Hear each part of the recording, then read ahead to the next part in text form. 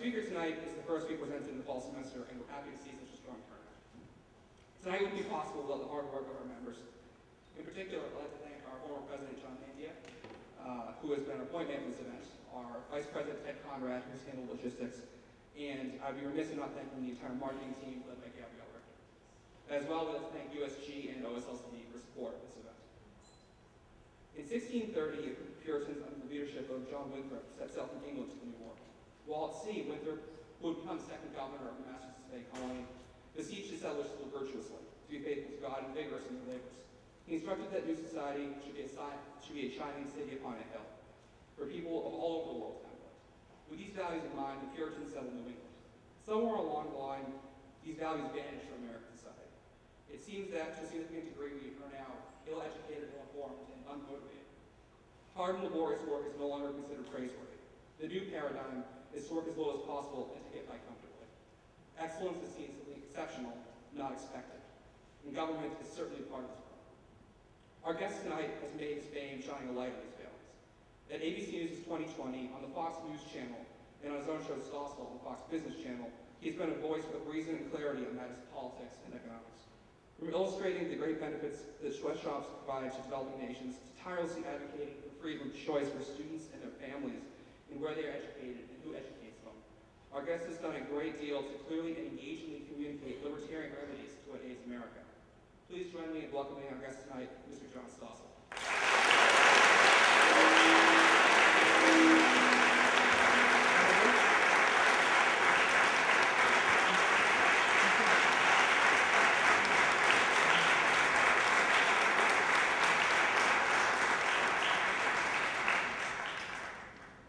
Thank you. So, boy, I'm the promoter of sweatshops.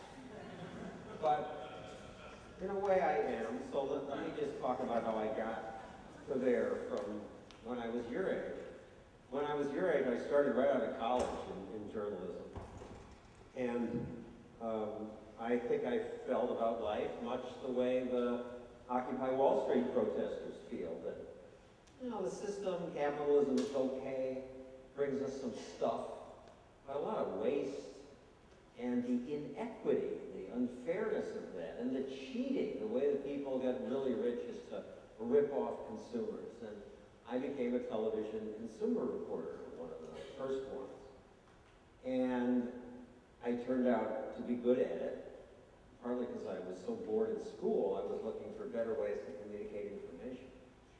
And I won 19 Emmys bashing companies, and there were infinite companies I could criticize. I mean, when I started, the Coffee Institute was running ads saying, coffee's the drink that picks you up while it calms you down. So I called them up and said, how can you say this? It's contradictory. Well, we have research to back this up. Really, what's the research? Well, we surveyed thousands of people. We asked them, when do you get out of your coffee break? Some people said it picked them up, some people said it calmed them down. Libby Owens Ford Glass Company was running ads that said, look how clear our car window glass is. And they shot them with the windows rolled down. So this is why I said you gotta have consumer reporters, you gotta expose this stuff, and above all, we need somebody to fix this. People are being cheated in various forms every day. And it's just intuitive that the solution is some government regulation. And it took me too long to wise up to the fact that that doesn't work. I mean, one experience was that we would do stings. For example, we'd take a TV set to a bunch of repair shops with one loose part. And many of them would just say, oh, it's a loose part, no charge, put it in. Some others would cheat us. They'd say, okay, we'll keep it, we'd bring it back. They'd say $200, we had to do the fledge it to the whatever. And I would then, it was great television, because I'd say, well, would you ever just make something up when there was no real problem? And they'd say, oh, I would never do that. Oh yeah, well watch this, and I would have the videotape. And it was great dramatic television. And afterward, I would get calls from politicians. And this flattered young John Stossel. Wow, these the city councilmen in Portland, Oregon, where I worked at the time, were paying attention to me. They're going to solve this problem, they said. They're going to create a Department of Consumer Affairs. And they did because of my reporting. I felt so important and puffed up. And then I didn't realize until later that this is how politicians use reporters to get face time on TV, which is what they want. And so it look like they're doing something. And also they really believe it. They believe the solution to some TV repair places cheating people is to have them licensed. Licensing sounds good. We license dogs, drivers. Seems safe and orderly. And so anybody wanting to open a TV repair shop has to have a license, and he has to fill out some forms, show that he's somewhat competent, then they can revoke his license perhaps. And this made me feel so good. And then 5 years down the road, I would do this thing again and find no difference. And I would go down to the Department of Consumer Affairs and say, well, what were they doing? And I realized they're just now paper pushers. There's some people sitting in an office making sure you filled out forms A, B, and C. They have no effect on the marketplace except for a bad one. Because now everything costs more.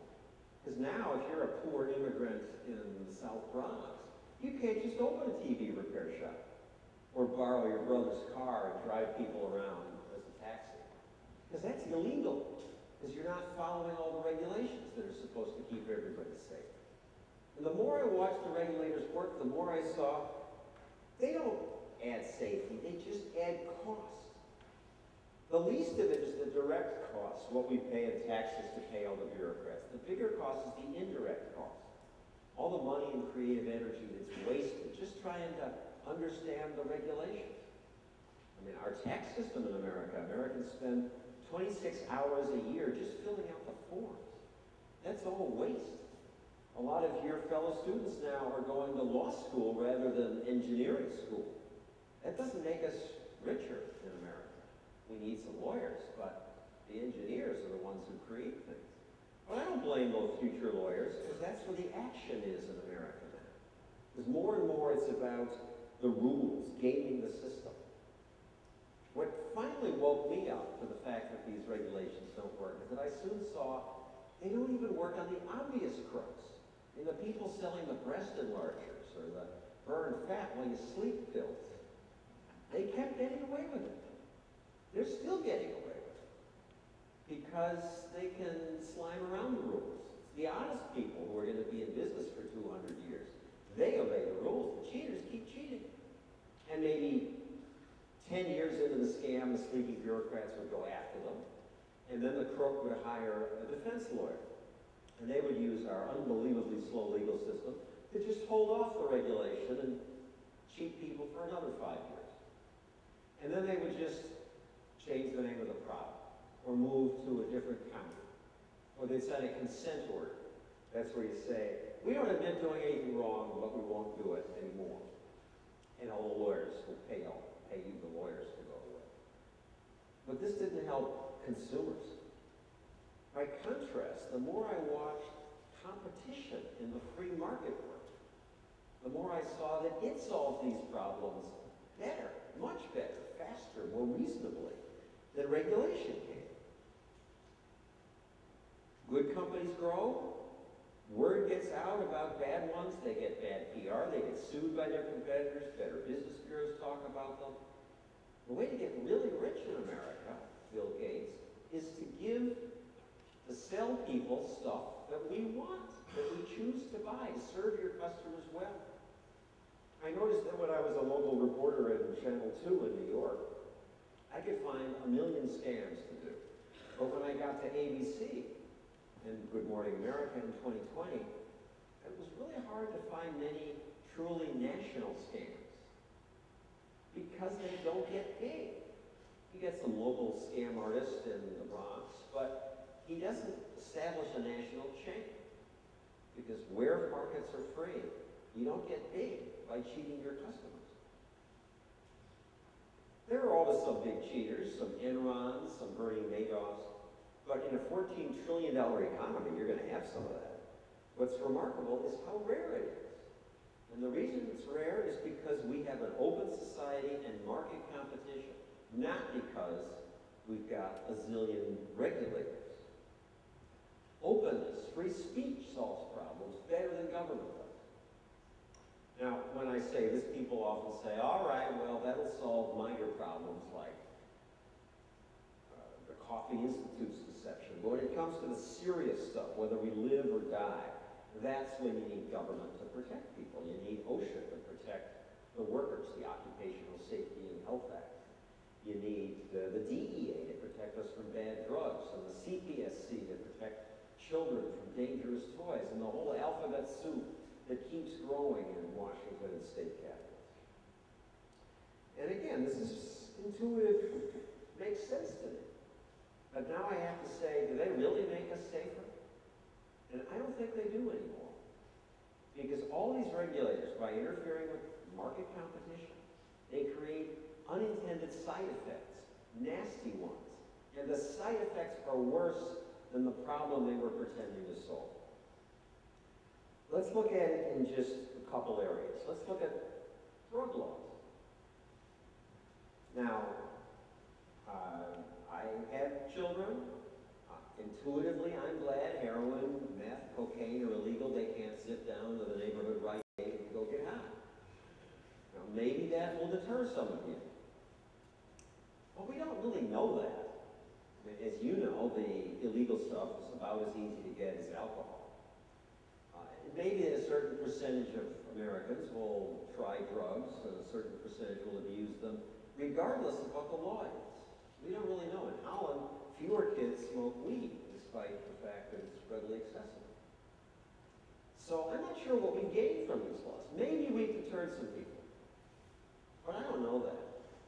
But I do now know the unintended consequence of regulation, because we can see that now, and it is awful. I mean, first of all, there's the crime. I mean, almost nobody commits crimes because they're getting high on these drugs. The worst probably are cocaine and meth, which make people hyper. Maybe that's 1% of the drug crime when they do reckless things. But 99% of the crime is because the drug is illegal. So there's a black market. So the buyers steal to pay the high prices. The sellers arm themselves and form gangs because they can't rely on the police to protect their private property. They have to do it secretly. And when you talk about addiction, the government says nicotine and heroin are equally addictive. But nobody's knocking over 7-Elevens to get Marlboros. It's the law that causes the crime. We're distracting and corrupting police forces. We're asking cops to turn down $30,000 bribes. Not all do. We're telling kids in ghettos outside your school that entry-level job to work at McDonald's, just to learn the habit of showing up on time and doing the math at the register, that job, minimum wage jobs, those are for suckers. Because your little brother can make more as a lookout for the drug dealer in the neighborhood. And they may be the role models, the people with the best cars. And finally, we're creating unbelievably rich criminal gangs. We forget that alcohol prohibition created Al Capone and the mafia, gave them a big foothold in America. And the gangs we're creating now are even richer. They funded the terrorists' drug sales partly.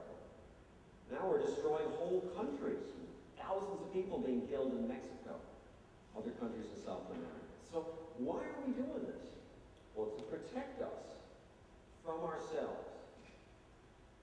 But if that's the right thing to do in a free society, then that's an invitation for government to do all kinds of things, to ban alcohol again, because prohibition was such a success. Or they really should ban cheeseburgers and ice cream, fatty foods. Lots of people are hurt by that. They should probably have exercise police who come into our homes and make us run laps and do push-ups. We were moving in that direction, actually, under Clinton. I don't think that's the role for government.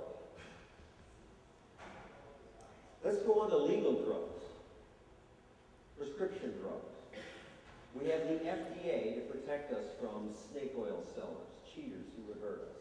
And again, my first instinct is to say, good, I don't trust those greedy people. Who knows what they might sell me? And the FDA's first big success was against a drug called thalidomide. Some of you may have heard of it. It was a drug, a tranquilizer women took during pregnancy. It was good against morning sickness. But it turned out that some of the women gave birth to children with no arms and no legs. Now, it wasn't that the FDA was so smart that they discovered this in America. They were just so slow in approving thalidomide that the bad effects were seen in Europe and Australia before it was approved here. So the government protected us from thalidomide, and I'm glad. But now I say, was it worth it? I don't think so anymore. Because government, by protecting us from bad things, protects us from good things too. And since thalidomide, the bureaucracy has grown, as government always does. Now, to get a new drug approved, if you want to cure cancer, takes about 10, 12 years, costs about $1 billion to get through the regulatory process. They held a news conference a few years ago where they announced they were approving a new heart drug. This new beta blocker will save 14,000 American lives a year, they said. And everybody was happy. And nobody at the press conference stood up and said, hey, that's great, but didn't that also mean you killed 14,000 people last year? And the year before? And the year before that? Nobody asked that because most reporters don't think that way. But you think about it. It did mean that. If it took 10 years for this drug that's going to save 14,000 lives a year to be approved, that meant that 14,000 people died last year before it was approved. But the media messes this one up because we don't cover it right. Because when they make a bad drug and someone's hurt, we cover that because we can see them. We can take the picture of the thalidomide baby and put it on the cover of the news magazines as we did. But I don't know which of you might be saved by the new heart drug. I don't know whose picture to take. Right now in this 10-year pipeline, there are fat substitutes, chemicals that will let you eat all the chocolate cake you want and not get fat. And we're waiting to make sure there's no carcinogen in there, no bad side effect being tested. And my instinct again is, yeah, good, I don't want to be the guinea pig. But wait a second, what about the other side? Right now, thousands of Americans die every year because we're too fat. Many of them would be saved by this new drug. Don't they get to have it? Don't they even have the choice? No, they don't. In America, they cannot have this drug. They can't even volunteer to waive their rights. You may not have it unless the government says you may. Now, what am I saying? Not have an FDA? That sounds terrifying. So let me offer two steps. One, why is it a mandatory government organization? Why can't it be voluntary? Those of us who want to be cautious will only take those FDA-approved drugs. But if you wanted to try that fat substitute, or if you were dying of cancer and you wanted to try some experimental drug, you could do that. And we would learn from that experimentation. What we learn might save other lives later. But isn't allowing people the choice what America's supposed to be about? I mean, you wouldn't even need to have a government FDA if you got rid of their monopoly, because governments, as we should have learned from the fall of the Soviet Union, don't do anything well. So if you simply get rid of the monopoly, then private groups would spring up that would do the testing better, faster, cheaper. Maybe groups like Consumer Reports or Underwriters Laboratories. But isn't allowing us the choice what America's supposed to be about? Patrick Henry didn't say, give me absolute safety or give me death. America's supposed to be about freedom. Now again, when I say this, some people say, well, you know, maybe we can protect ourselves, we're educated, but what about the poor and the ignorant? You gotta have these rules to protect them. But here too, the market works in unexpected ways because, take cars as an example. You understand what makes one safer than another, or one better than another? I sure don't. And yet it's hard to buy a car in New York that's really terrible.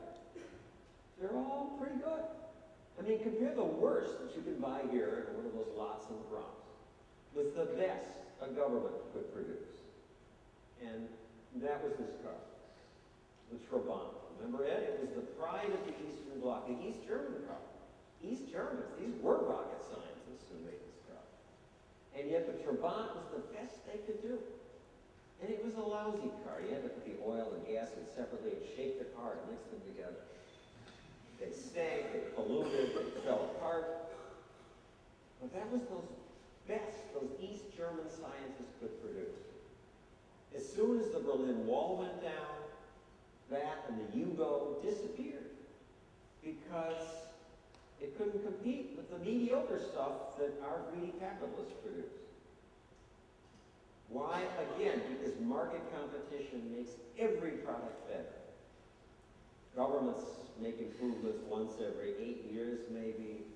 Entrepreneurs have to make them every second, or somebody takes their business. This is government health care we'll get. Now, I mean, I'm not saying we don't need government. We need government. The worst places in the world to live are the places that don't have any government. The African country where you're afraid to build a factory because somebody may steal what you make, or the dictator may take your whole factory. So you need rule of law. You need to make sure that the government protects your person, make sure people can't kill you or take your stuff.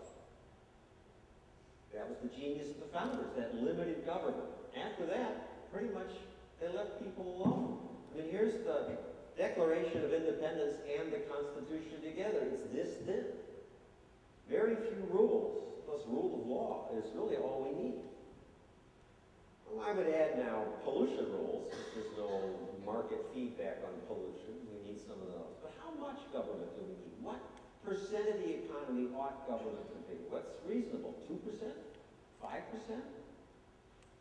Well, here's a graph of the growth of government over the history of the Republic. For most of the history of America, when we grew the most, government was less than 5% of the economy.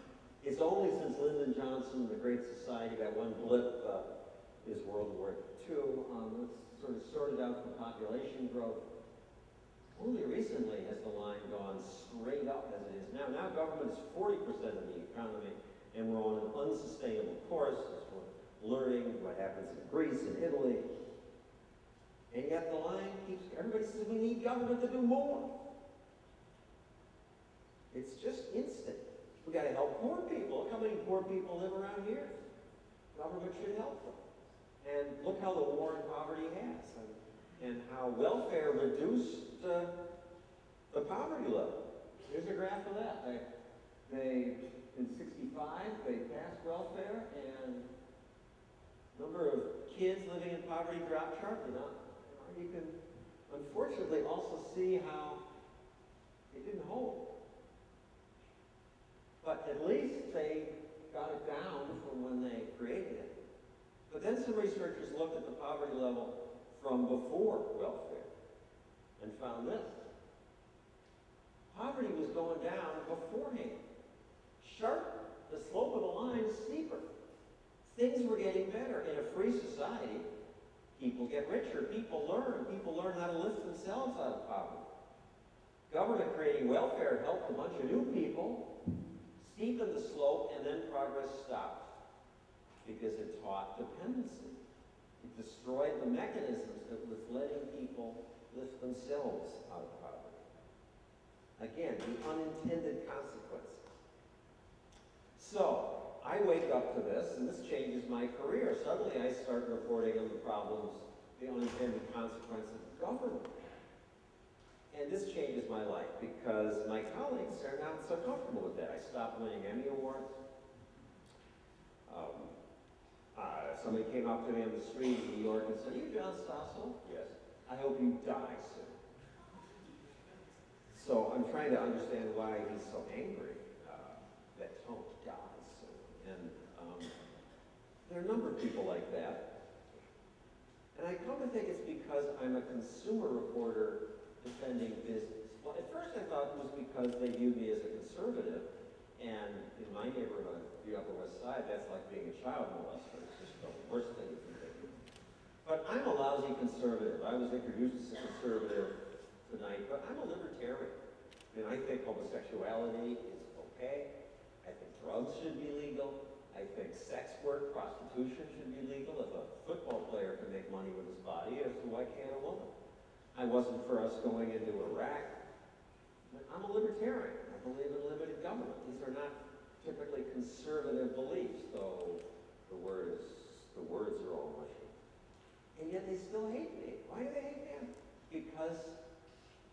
any business and they hate business.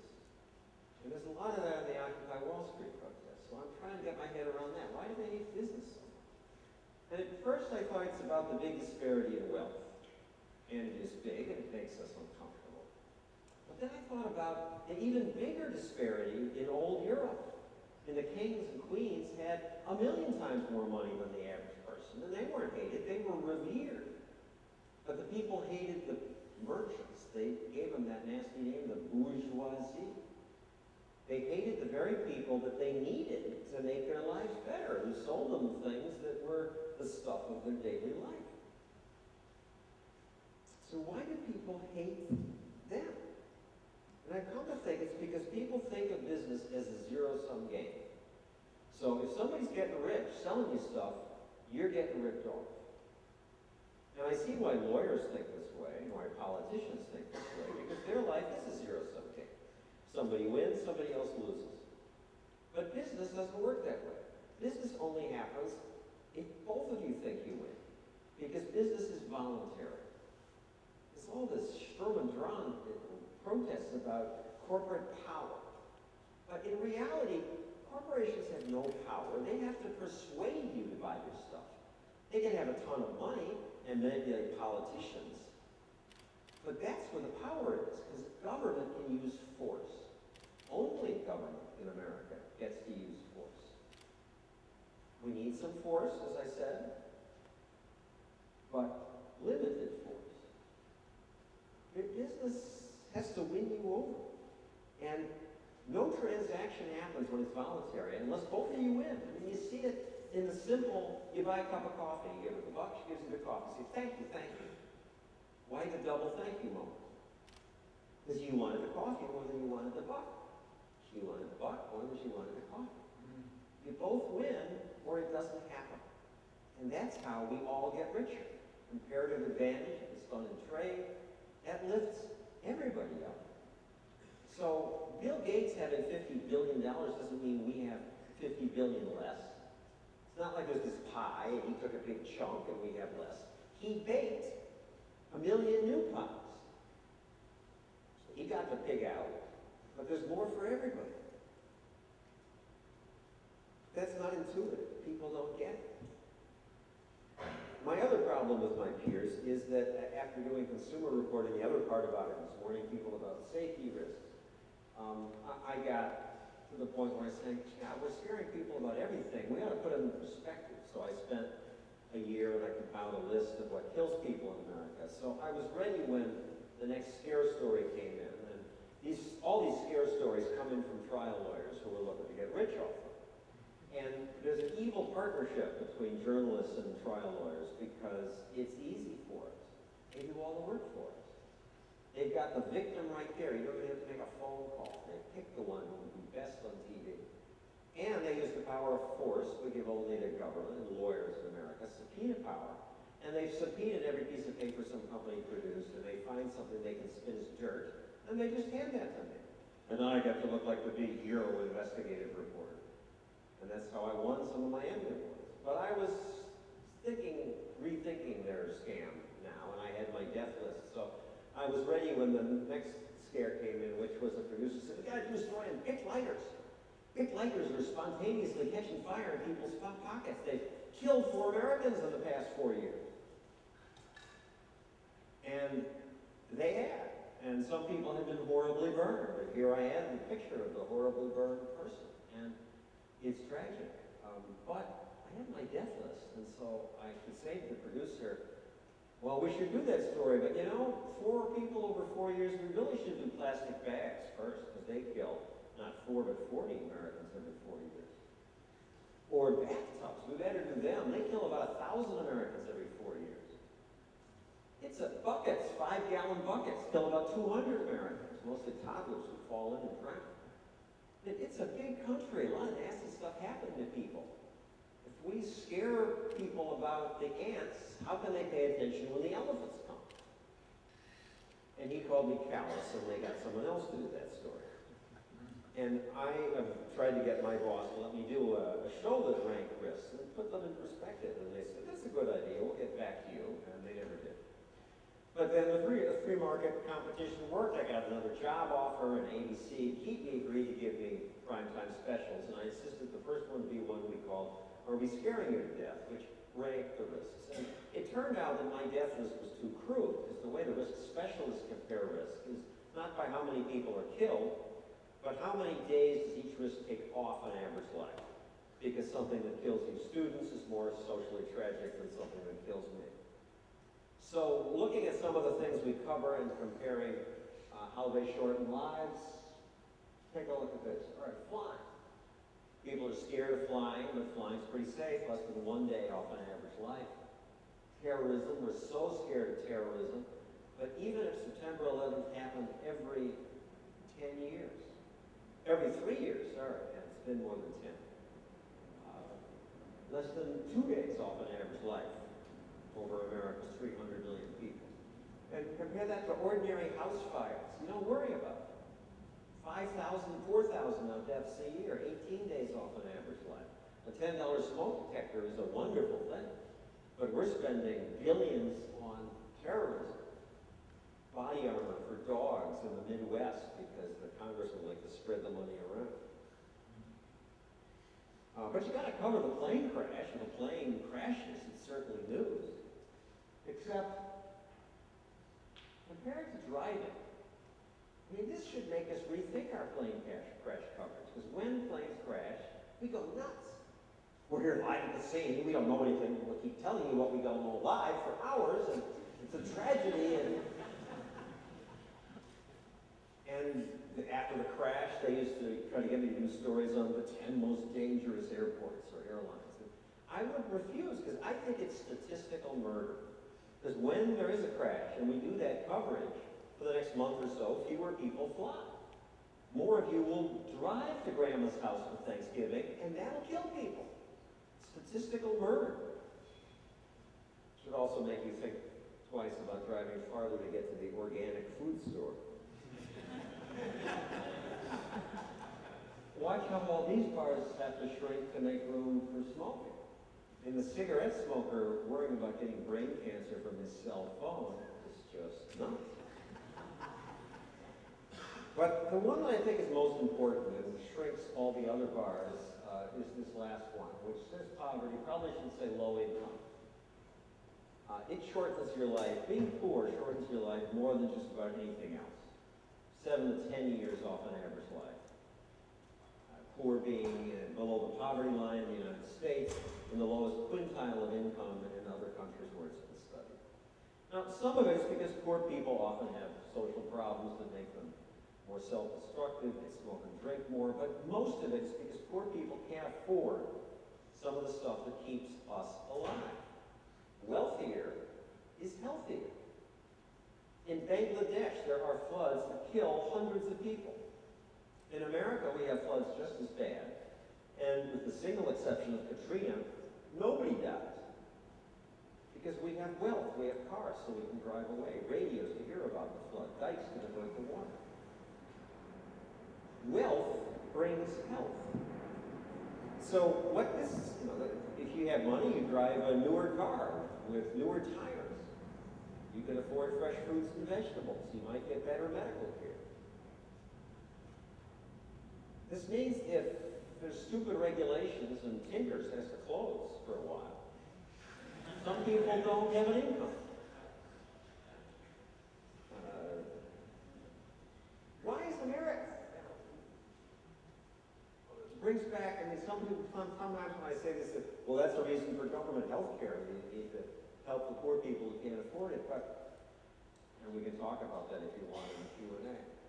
But why is America prosperous? I mean, almost 7 billion people on Earth now.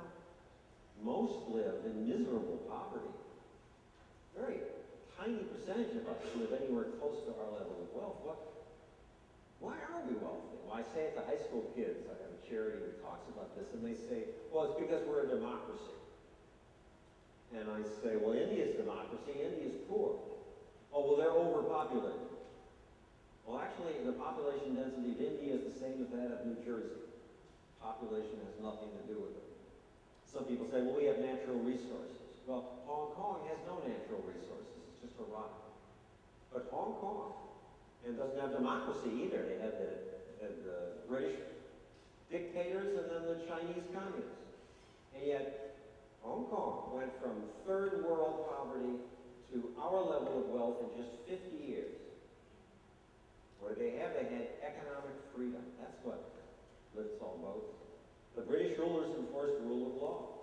They made sure people didn't kill each other and steal from each other. And then they sat around and drank tea. They left free people alone, and free people left alone made themselves rich. Again, limited government. That's what prolongs lives. And that's what we've had in America. We're talking about all these things are killing us, but life expectancy keeps going up. I hope we don't monkey with it, but we will because we're nervous about the new. We're instinctively fearful and want regulators to protect us. So let me just try to end, so we have time for Q&A, with a thought experiment about that. Clearly you got to have some regulations. So let's say you're the regulators, and I'm a greedy businessman, and I have a new product I want to introduce. Should it be allowed? So given the politics of the Middle East, let's say my product's a new fuel. No cheaper than oil, but about the same price. It'll reduce our dependence on OPEC, so that'll be good. The trouble is my new fuel, unlike oil, which is flammable, let's say my new fuel is so flammable it's explosive. And it's also invisible and odorless and deadly poisonous. And I want to pump it into your home. So should this be allowed? Let me do an ambush interview and ask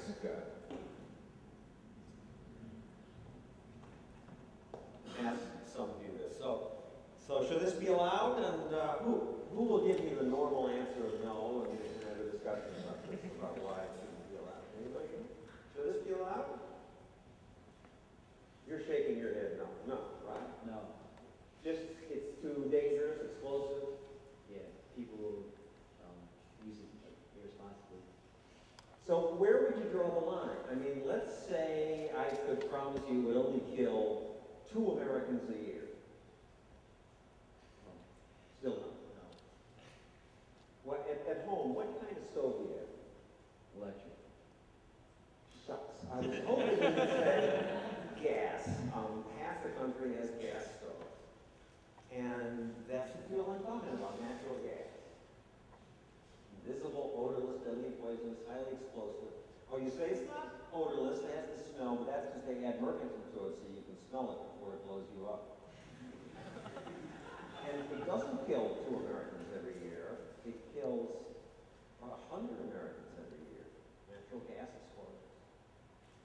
And yet we accept natural gas because we got it before we got all scared. I mean, now there's new panic about finding new natural gas in this fracking process. That's a separate issue. But we accept coal, which is horrible stuff, kills lots of people, because it was before we got all crazy.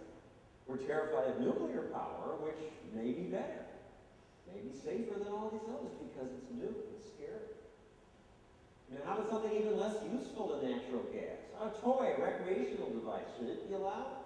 We don't need it, but we'll have fun with it. Trouble is, it'll kill about 800 Americans a year, mostly little children, toddlers, who will die slowly as vegetables, brain damage. Anybody know what I'm talking about here, want to guess? What a shy group. Come on, you're students. You're supposed to be filled with opinions. What? Lead paint? All right, that was a real risk. That was a good place where government pollution controls were needed. But lead paint never killed 800 a year, and now I don't think it kills anybody. In some areas it causes some brain damage, but it's pretty much controlled. Yes, in the back. DDT doesn't kill anybody.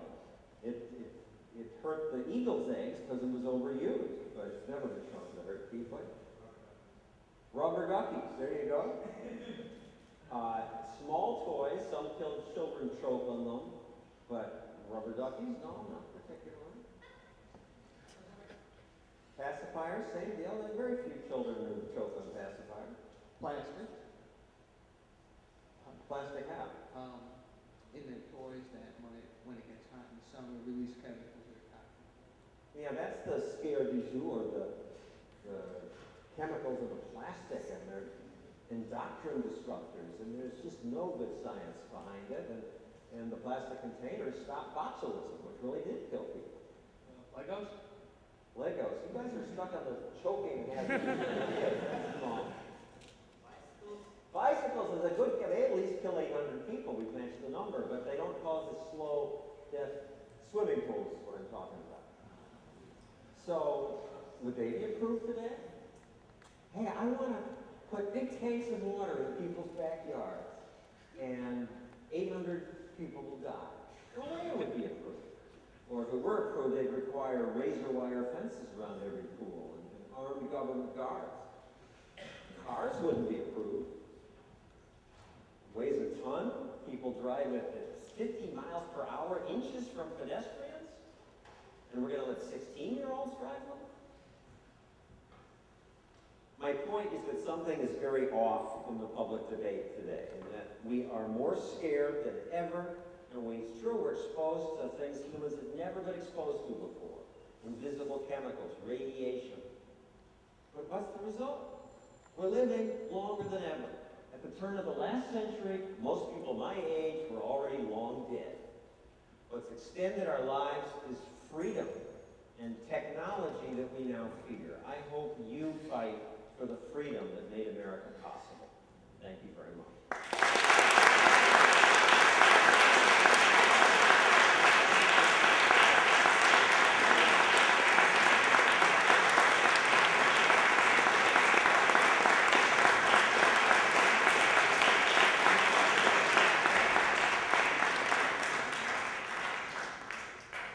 So thank you. I'm told the Q&A is the best part, so I stole the mic, so I guess this goes in this mic stand. And how do people come up to the mic? Sorry, manage the mics. Just like manage it. Like, control people. Hand it. So, questions or vicious criticism, whatever you like.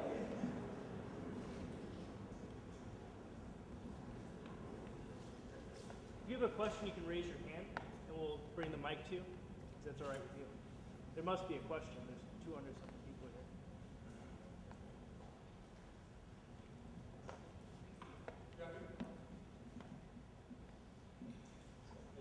The gentleman first.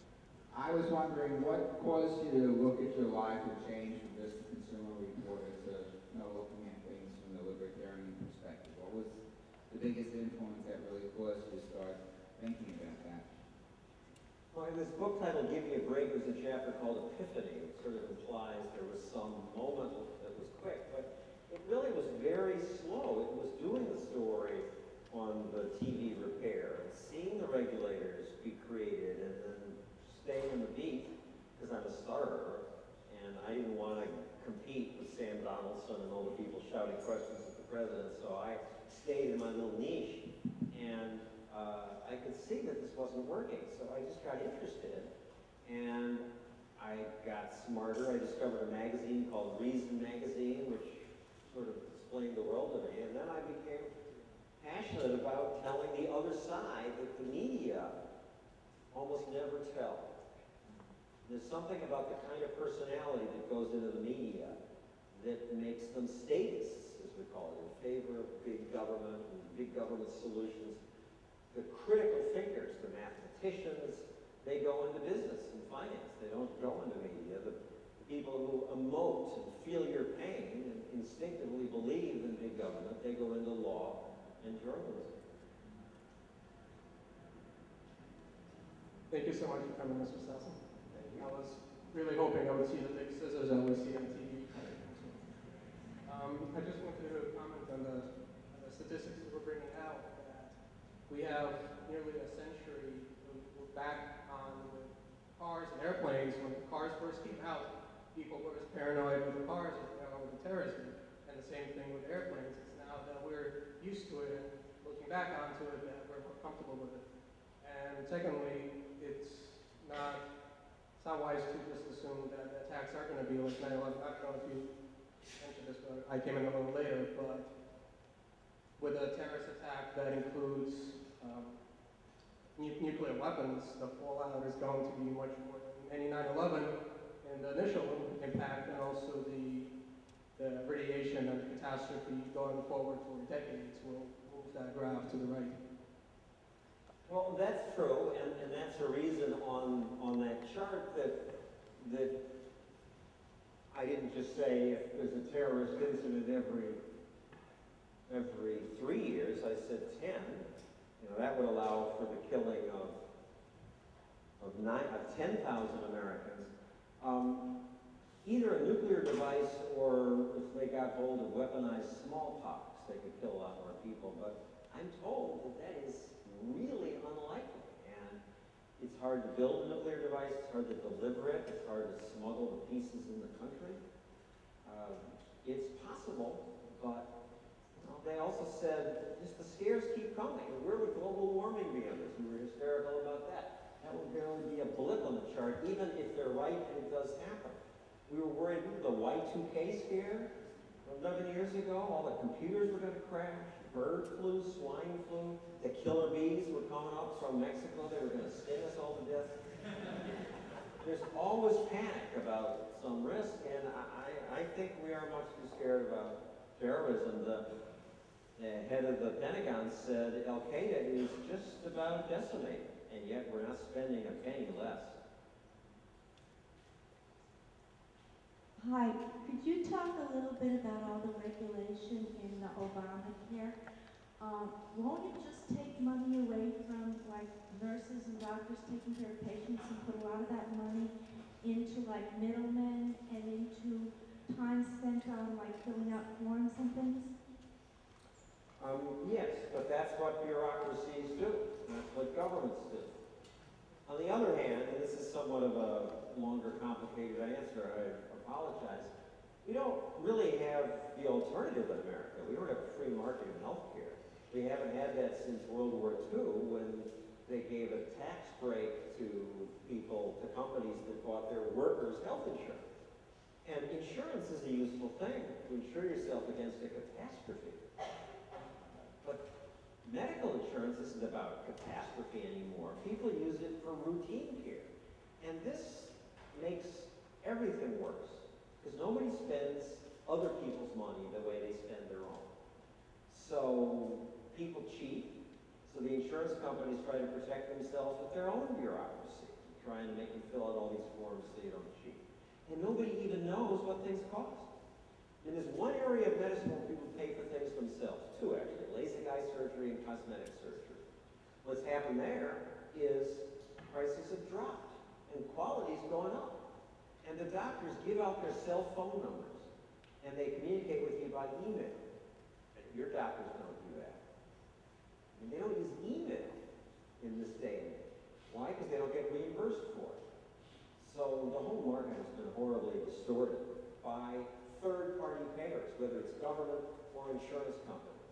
And I think Obamacare would add to that. But the real solution, nobody wants to hear, which is that we need to pay more of our medical care ourselves and only use insurance for the catastrophe. And once that happens, you have a market, doctors start to compete on price, consumers start to think, gee, do I really need that MRI or is this just a scam?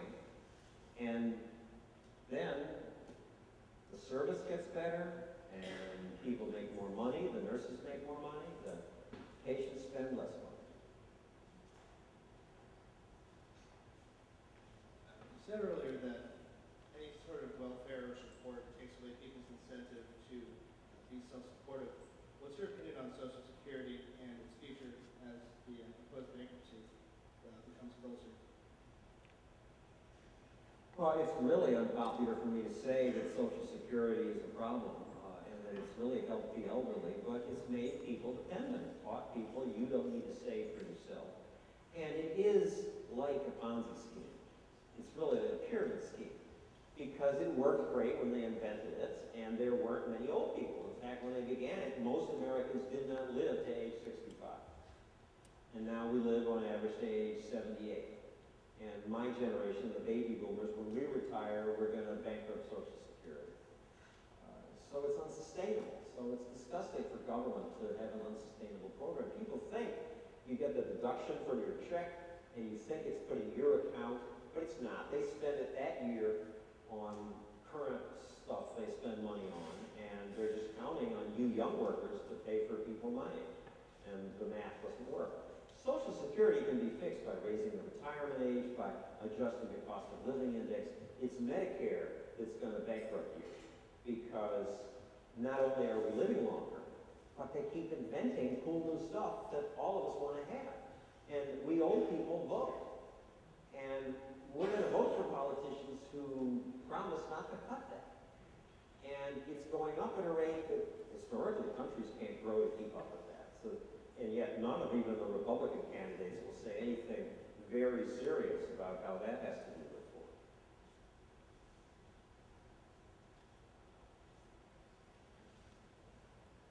Hi, you guys had a graph that showed poverty levels and how before welfare, they were going down. Yeah. What do we have again? There it is. Do you have any evidence that would show that if there wasn't welfare instated then, that the levels would have kept going down instead of even out like they did? I mean, you can't prove what didn't happen. No, I have no idea. I can just look at that number and surmise.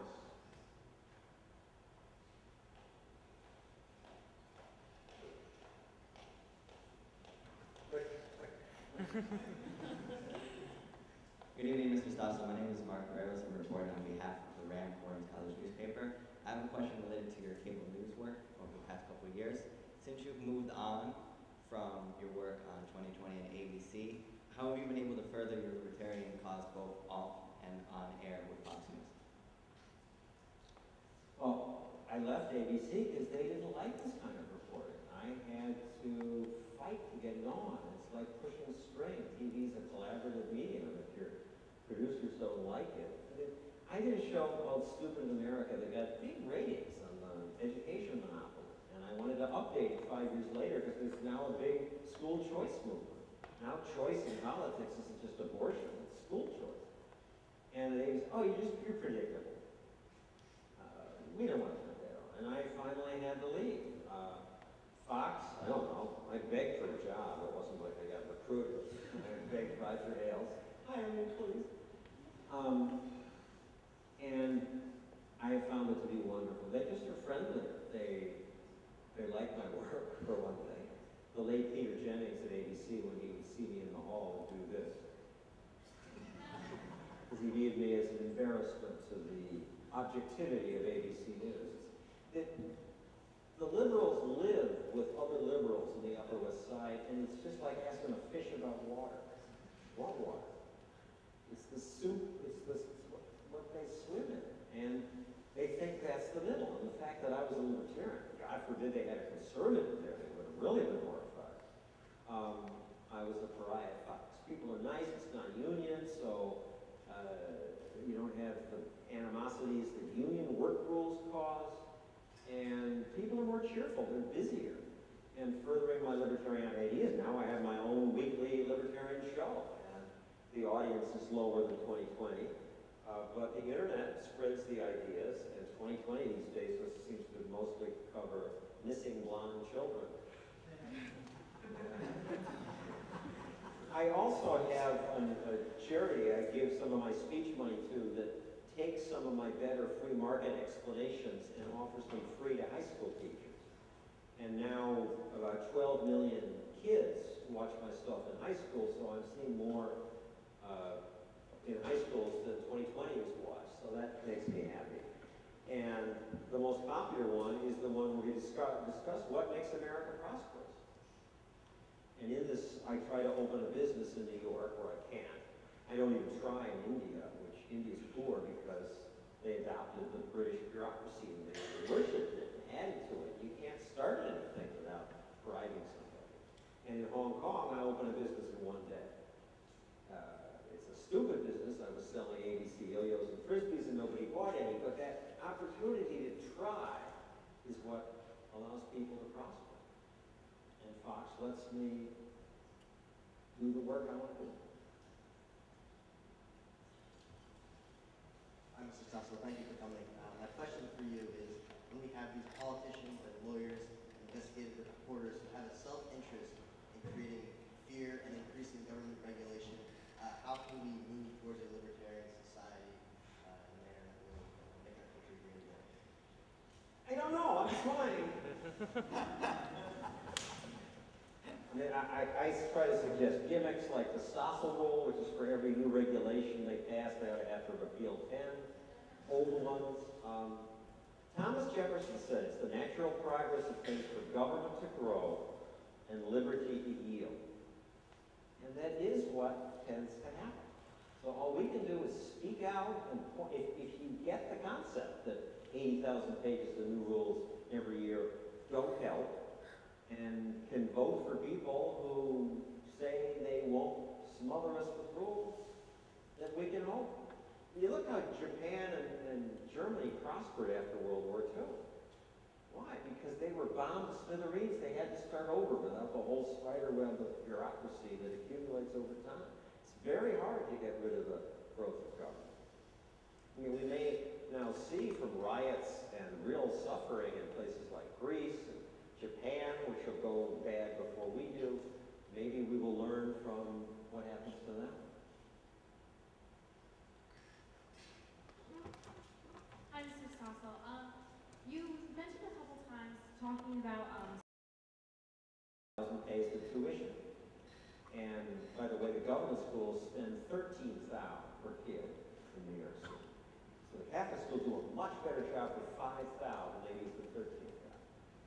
And now some of us pay for a bunch of kids, but I only mentor one, so they look for time sponsors to help these kids. And these kids are the at-risk kids. If you make more than $10,000 per person in the household, you're not eligible. And so this is my small effort to help close the achievement gap for these kids. If some of you want to be time sponsors, contact John from the Republican Club and he'll contact me. We can use a few more, mostly males. We have enough female sponsors, but there's a short wait list if some of you women want to do it. Give me your names and I'll send you the information. Or you can look it up on the web. It's called sspnewyorkcity.org. As far as becoming a teacher, the government, I mean, it's a government monopoly, the public school system. A government monopoly, I mean, this is our public school.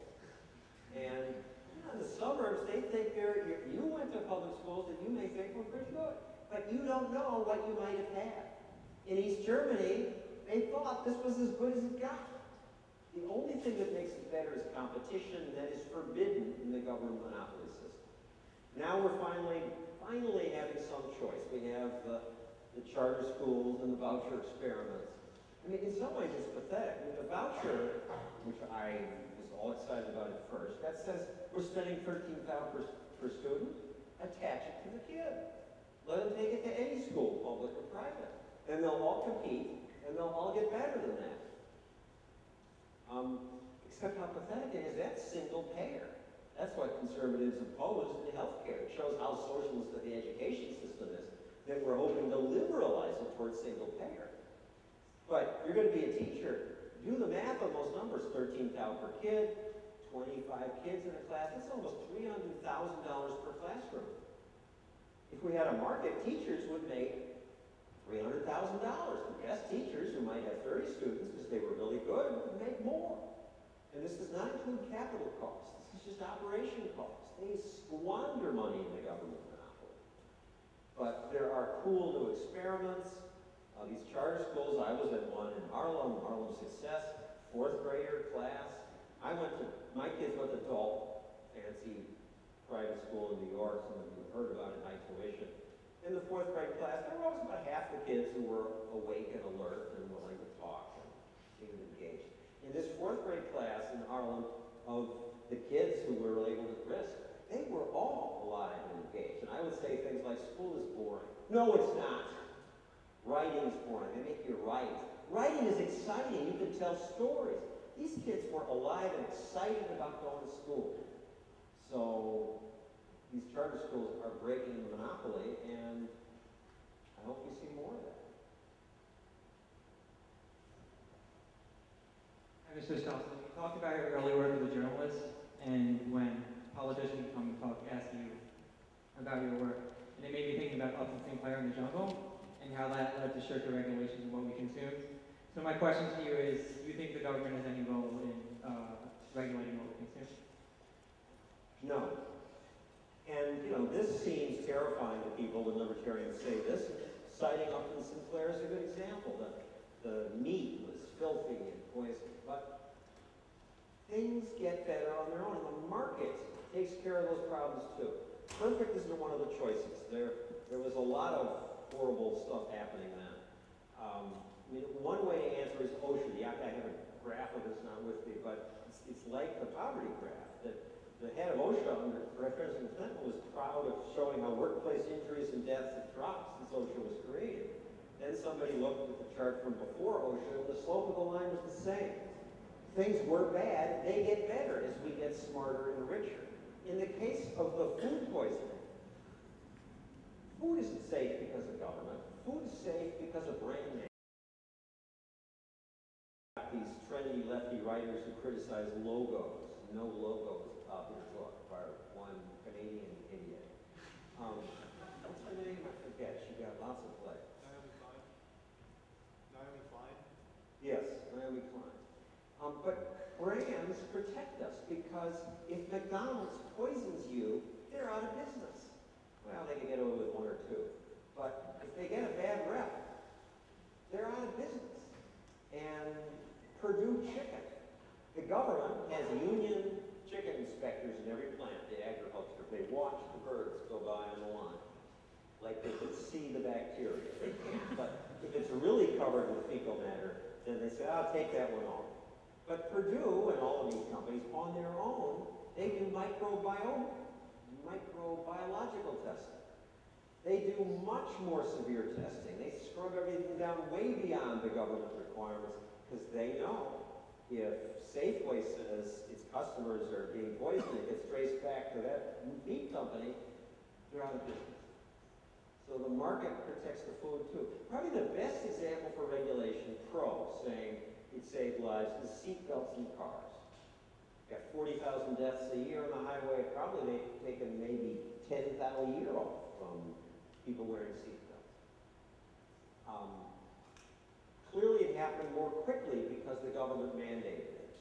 But it was already happening. Volvo was advertising seatbelts as a safety device for parents who didn't want to kill their kids. And it would have come gradually. And now, instead of one government standard seatbelt, through market competition, I bet we'd have 6 types of seatbelts. And they'd all be more comfortable and easier to use. And I bet more people would wear seatbelts. And over the long term, more lives would be saved. But again, I can't prove that. But even the best examples of regulation, there's a counter-argument. Another one is something called the Peltzman effect. The University of Chicago economists came up with this and discovered that people, when they wear seatbelts, drive more recklessly. You feel safer, you drive faster. He argued the best safety device would be a spike on the steering wheel.